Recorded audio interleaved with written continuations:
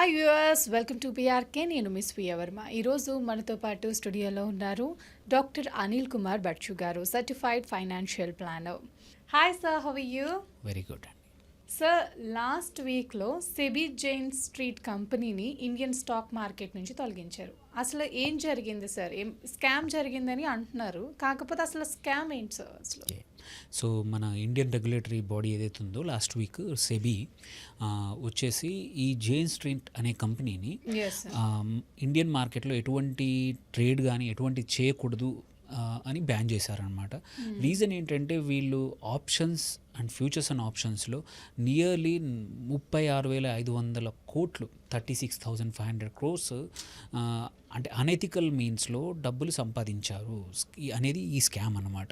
So వీళ్ళు ఏంటంటే ఇది ఒక high frequency trading company, US based company, ఇండియాలో ఆప్షన్స్ అండ్ ఫ్యూచర్స్ అండ్ ఆప్షన్స్లో ట్రేడ్ చేస్తూ ఉంటుంది.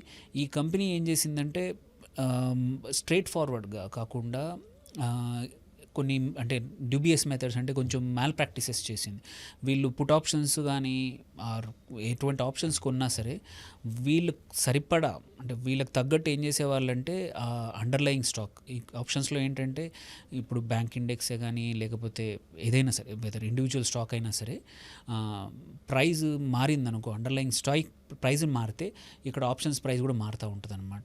వీళ్ళేంటి ఇక్కడ పుట్ ఆప్షన్స్ కొని అక్కడ స్టాక్స్ని అమ్మడం మొదలు పెట్టడం వల్ల అక్కడ స్టాక్స్ పడిపోతే వీళ్ళ పుట్ ఆప్షన్ ప్రైస్ పెరిగి సో అన్లిమిటెడ్గా లాభాలు అనేది హ్యూజ్గా లాభాలు పొందారు. అండ్ ఇదేంటంటే పద్ధతి అంటే ఇట్ ఈస్ నాట్ పద్ధతి కాదనమాట. అంటే వీళ్ళకే తెలుసు, వీళ్ళే పుట్ ఆప్షన్స్ కొని వీళ్ళే అటుపక్కన కావాలని అమ్మడం అనేది ఓపెన్గా చేశారు. అండ్ ఇది దొరికిపోయేసరికి ఏంటంటే ఇప్పుడు వీళ్ళకు ఒక 4,500 కోట్ల వరకు సెబీ వీళ్ళకు ఫైన్ వేసింది. సో ఈ ఫైన్ కూడా కట్టాలి, at the same time they are ban for now. So ఏంటంటే వీళ్ళు ఆప్షన్స్ ఏమో కొనడము, అక్కడ ఈ డైరెక్ట్ ఈక్విటీ స్టాక్స్లోనేమో డంప్ చేయడం కానీ కొనడం కానీ చేసి ప్రైస్ మ్యానిపులేట్ చేశారనమాట. సో ఇట్లా మ్యానిపులేట్ చేయడం అనేది ఎవరికి ఇబ్బంది అంటే ఇన్వెస్టర్స్కి, రీటైల్ ఇన్వెస్టర్స్కి, నార్మల్గా అందరూ ఎవరైతే ఆప్షన్స్ కొనుక్కుంటారో వాళ్ళకి ఈ స్కామ్ వల్ల నియర్లీ 1,00,000 కోట్ల నష్టమైందని చెప్తున్నారు. ఓన్లీ వీళ్ళు అఫీషియల్గా వీళ్ళు బుక్ చేసిన ప్రాఫిట్ ఒక కంపెనీ వల్ల నియర్లీ 1,00,000 కోట్ల పైన ఇట్లాంటి ఇన్వెస్టర్స్ లాస్ అయ్యారు.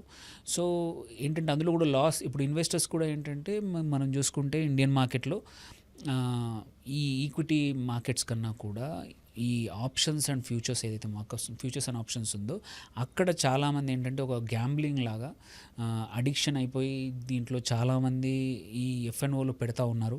సో ఇక్కడ డబ్బులు నష్టపోతూ ఉన్నారు.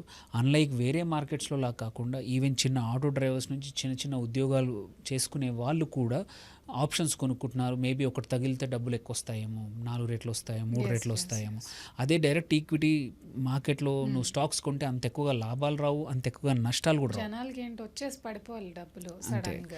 గ్యాంబ్లింగ్ అనేది ఇష్టం. సో దానికి తగ్గట్టే, అడిక్షన్ తగ్గట్టే ఇట్లాంటి ఇది ఇప్పుడు ఓన్లీ జైన్ స్ట్రీట్ అనే కంపెనీ వన్ ఆఫ్ దెమ్ ఇదైతే దొరికింది. బట్ దొరకని కంపెనీలు ఇంకా చాలా మల్టిపుల్ కంపెనీస్, యూఎస్ కంపెనీస్ ఇట్లాగే ప్రాప్ ట్రేడింగ్ అంటారు, ప్రొప్రైటరీ ట్రేడింగ్ కంపెనీస్, ఇవి చాలా ఉన్నాయి కంపెనీస్. వీటిని చూసి అవి మానుకోవడము ఆర్ ఇంకా ఇదే ఇన్వెస్టిగేషన్ కంటిన్యూ చేస్తే ఇలాంటి స్ట్రాటజీస్ వాడిన అదర్ కంపెనీస్ దొరుకుతాయో తెలీదు. బట్ ఇలా చేయడం అనేది మాత్రం ఈ ఏజ్లో అంటే కరెంట్ ఏజ్లో కూడా ఇంత పెద్ద స్కామ్ అయ్యే వరకు దొరక్కపోవడం అనేది, పట్టుకోకపోవడం అనేది కొంచెం ఆశ్చర్యకరమైన విషయమే. సెబీ ముందే పట్టుకోవాల్సింది, ఇట్లాంటిది ముందే అడ్డుకట్ట వేయాల్సింది. ఎందుకంటే నియర్లీ 1,00,000 కోట్ల ఇన్వెస్టర్స్ డబ్బులు పొడగొట్టడం, ఇప్పుడు మొత్తం డబ్బులు అయితే పోయాయి, అవి రిటర్న్ రావు. ఈవెన్ ఇప్పుడు వచ్చిన ఫీజు అయితే ఉందో, ఆ ఫైన్ ఏదైతే ఉందో 4,000 కోట్లు, అది కూడా గవర్నమెంట్కి వెళ్తుంది. సో అండ్ ఇప్పటివరకు గవర్నమెంట్కి ఆల్రెడీ ట్యాక్సెస్ ఎస్టీటీ రూపంలో కానీ అదర్ రూపాల్లో వచ్చి ఉంటాయి. సో ఇన్వెస్టర్స్ మాత్రం ఎటువంటి వీళ్ళని బ్యాన్ చేయడం వల్ల కానీ వీళ్ళకు ఫైన్ వేయడం వల్ల కానీ నష్టపోయిన ఇన్వెస్టర్స్కి మాత్రం ఎటువంటి లాభం ఉండదు. సో సెబీ అనేది ఇట్లాంటి ప్రాక్టీసెస్ని ఎప్పటికప్పుడు రెగ్యులేట్ చేస్తూ ముందే కనిపెట్టుంటే ఈ ఇన్వెస్టర్స్కి అయితే కొంచెం నష్టం ఇంతగా ఉండకపోయేది. అండ్ ఇక్కడ నుంచి నేర్చుకోవాల్సింది ఏంటంటే ఇన్వెస్టర్స్ కూడా ఫ్యూచర్స్ అండ్ ఆప్షన్స్ ఆర్ ఒక సపరేట్ టూల్ కాదు. యూజువల్లీ వరల్డ్ వైడ్ చూసుకుంటే ఒక హెడ్జింగ్ స్ట్రాటజీగా వాడుకుంటారు. అంతే తప్ప దాన్ని ఒక సంపాదన మార్గంగా చూడరు అనమాట. అంటే నువ్వు ఆల్రెడీ ఒక కంపెనీ స్టాక్ కొన్నావు ఆర్ ఒక ఇండెక్స్లో స్టాక్స్ కొన్నావు, అక్కడ నష్టపోతే ఇక్కడ లాభం పొందడానికి ఆపోజిట్ ఆప్షన్ కొనుక్కుంటారు. అందుకే వరల్డ్ వైడ్లో చూసుకున్న వేరే కంట్రీస్కి ఇంత పెద్ద ఎఫ్ఎన్ఓ మార్కెట్ లేదనమాట. ప్రపంచంలో ఉన్న మొత్తం ఎఫ్ఎన్ఓ మార్కెట్లో nearly 60% of market size is India. So వేరే స్టాక్ మార్కెట్ రెగ్యులర్ మార్కెట్లోనేమో మనం షేర్ తక్కువ ఉన్నా, బట్ ఎఫ్ఎన్ఓ మార్కెట్ సైజ్ మాత్రం మనది చాలా పెద్దది. ఎందుకంటే మన ఇన్వెస్టర్స్ కూడా ఒక రకమైన ఈ గ్యాంబ్లింగ్ క్విక్ మనీకి అలవాటు పడ్డారు అనిపిస్తోంది. సో ఇది పోవాలి అంటే సెబీ ఇంకా స్ట్రిక్ట్గా రెగ్యులేట్ చేయాలి. అండ్ కొంచెం ఇంకొకటి ఏం జరుగుతుంది ఏంటంటే ఫ్యూచర్స్ అండ్ ఆప్షన్స్లో వీక్లీ ఎక్స్పైరీస్ అని ఉంటాయి, అక్కడే వీళ్ళు ఎక్కువగా మ్యానిపులేట్ చేశారనమాట. So weekly expiry whether Thursday ఎక్స్పైరీయా వెనస్డే ఎక్స్పైరీ ఏదైతే ఉంటుందో ఆ రోజు వీళ్ళు అనుకున్న ఆప్షన్స్ పెరగడానికి ఆపోజిట్ సైడ్ ఈక్విటీకి వెళ్ళిపోయి, సపోజ్ బ్యాంక్ ఈక్విటీలో ఎక్కువగా వీళ్ళు నష్టం అందరికీ స్కామ్ చేశారు. అక్కడ ఏంటంటే కీ స్టాక్స్ 2 ఉంటాయి, హెచ్డిఎఫ్సి అండ్ ఐసిఐసిఐ బ్యాంక్. వాటిని అమ్మడమో కొనడమో వీళ్ళ పొజిషన్స్ని బట్టి చేసి ప్రైస్ మ్యానిపులేట్ చేసి వితిన్ 5 మినిట్స్లో ప్రైస్ వీళ్ళ ట్రాన్సాక్షన్ ఫినిష్ చేసేసేవాళ్ళు. నష్టపోయేది వేరే ఇన్వెస్టర్లు ఎవరైతే రీటైల్ ఇన్వెస్టర్స్ వాళ్ళకన్నా ముందే ఈ మ్యానిపులేషన్లో ఫాస్ట్గా సంపాదించేసేవాళ్ళు. సో ఇది only first company which has come out. ఇంకా ఎన్ని స్కెలిటన్స్ ఉన్నాయో తెలియదు, లోపల నుంచి ఎన్ని టంబుల్ అవుతాయో తెలియదు బయటికి. బట్ ఎఫ్ఎన్ఓ మార్కెట్ మాత్రం ఇది ఒక పెద్ద ఏమంటారు, ఇంతవరకు ట్రేడ్ చేస్తున్న ఇన్వెస్టర్స్ కానీ ట్రేడర్స్కి కానీ ఇది ఒక ఏంటంటే నమ్మకం పోయే అంశం అన్నమాట. అంటే మనం మార్కెట్ని నమ్మొచ్చా, ఉండొచ్చు సార్ ఇన్వెస్టర్స్ కోట్ల మంది ఉండొచ్చు. సో అదే బాధ ఏంటంటే ఇందులో ఎఫ్ఎన్ఓలో ఇంతమంది ఉండకూడదు. జనరల్గా ఏంటంటే నీకు ఫైనాన్షియల్ ఒక కేపబిలిటీ ఉన్నాక. ఇప్పుడు ఇన్వెస్ట్ చేసేటప్పుడు ఏం చూసుకోవాలి సార్ ఒక కంపెనీలో?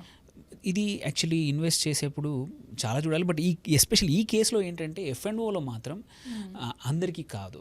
ఏంటంటే ఇది జీరో సమ్ గేమ్ అంటాం అనమాట. ఫ్యూచర్స్ అండ్ ఆప్షన్స్లో ఏంటంటే స్టాక్ మార్కెట్లోనూ ఇవి ఆప్షన్స్ అన్నమాట. ఇక్కడ జీరో సమ్ గేమ్ అంటే either you lose everything and నువ్వు పెట్టిన ఒక ఆప్షన్ ఒక 5,000 రూపాయలు పెట్టుకుంటే 5,000 రూపాయలు జీరో అవ్వచ్చు, ఆర్ 10,000 అవ్వచ్చు, 20,000 అవ్వచ్చు, 30,000 అవ్వచ్చు. There is nothing in between. మీరు అంటిల్ అండ్ అన్లెస్ పొజిషన్ మధ్యలోనే క్లోజ్ చేస్తే తప్ప ఎక్స్పైరీ వరకు ఉంటే మాత్రం either you get money are you become zero. So ఇదేంటంటే ఒక రకమైన లాటరీస్ లాగా అడిక్షన్ అయిపోయిందన్నమాట. శాలరీ రాగానే నెలకు ఒక 20,000 30,000 ఆప్షన్స్లో పెట్టి మేబీ తగులుతుందేమో. సో చూస్తే ఏంటంటే తీరా చూస్తే స్టాటిస్టిక్స్ చూస్తే 5% to 7% పీపులే మేకింగ్ మనీ ఇన్ ఎఫ్ఎన్ఓస్. మిగిలిన 90-95% people are losing money. So అంటే అదొక గ్రేవ్యార్డ్ అయిపోయింది. డబ్బులు పొడగొట్టుకోవడానికి ఎఫ్ఎన్ఓస్ వేరే చోట సంపాదించడం, ఇక్కడ తీసుకొచ్చి పొడగొట్టుకోవడం అనేది ఇన్వెస్టర్స్కి సో ఒక అలవాటు అయిపోయింది. ఈ జైన్ స్ట్రీట్ స్కామ్ ఎక్స్పోజ్ అయ్యాకనన్నా అంటే కొంచెం భయం పట్టుకుంటే ఇన్వెస్టర్స్ ఎఫ్ఎన్ఓ ఇన్వెస్టర్స్ ఎవరైతే ఓన్లీ దానిలోనే ప్లే చేసే వాళ్ళు ఉంటారో, ఓన్లీ ఇండెక్స్లో ప్లే చేసే వాళ్ళు ఉంటారో, కొంచెం జాగ్రత్తలు తీసుకుంటే మంచిది. దీని నుంచి నేర్చుకోవాల్సిన అంశాలు చాలా ఉన్నాయి. లేకపోతే డబ్బులు ఇలాగే పొడగొట్టుకుంటూ ఉంటారు. సో ఈ జైన్ స్ట్రీట్ అనే అంశం it's only one thing for sure. ఇంకా కొన్ని రోజుల్లో ఇంకా కొన్ని అట్లీస్ట్ ఒక 7 to 10 అమెరికన్ ఇట్లాంటి ప్రాప్ ట్రేడింగ్ కంపెనీస్ ఉన్నాయి. అవి చేసిన ఇట్లాంటి స్కాములు కానీ మ్యానిపులేషన్స్ కూడా బయటికి రావచ్చు. ఈ లోపల ఈ భయాంతో కొంచెం మార్కెట్స్ ఏమన్నా బెటర్ అవుతాయో అండ్ ఆల్సో సైమల్టేనియస్లీ ఏమన్నా టర్న్ ఓవర్ తగ్గొచ్చు ఎఫ్ఎన్ఓది. బట్ ఎవరైతే అలవాటు పడిన వాళ్ళకి మాత్రం కొంచెం దీని నుంచి రెగ్యులర్ ట్రేడింగ్కి వెళ్ళండి. ఎక్కడైతే యాక్చువల్ స్టాక్స్ కొంటామో అక్కడ ఫండమెంటల్స్ ఉంటాయి, టెక్నికల్స్ ఉంటాయి, డీటెయిల్స్ ఉంటాయి. దాన్ని బట్టి కొనుక్కుంటే ఏంటంటే మీకు జీరో సమ్ గేమ్ లాగా మొత్తం లాస్ కాకుండా కొంచెం మీ ఫ్యామిలీని సేవ్ చేసిన వాళ్ళు అవుతారు, మీ క్యాపిటల్ని కూడా సేవ్ చేసిన వాళ్ళు. ఈ సంఘటనతో ఇన్వెస్టర్స్కి మీరు ఏం చెప్పాలనుకుంటున్నారు సార్? జాగ్రత్తలు తీసుకోవాల్సిందే. మీరు ఎఫ్ఎన్ఓలో చాలా అందరికీ కాదు, F and O trading is not for everybody. అది క్విక్ బక్స్ చేసుకోవడానికి మెథడ్ కానే కాదు. అక్కడ లాట్ మోర్, అంటే మీరు ఒకరే కాదు, so many players are involved. 1-2 stock ఇది చూపించింది, వీక్నెస్ని ఎక్స్పోజ్ చేసింది.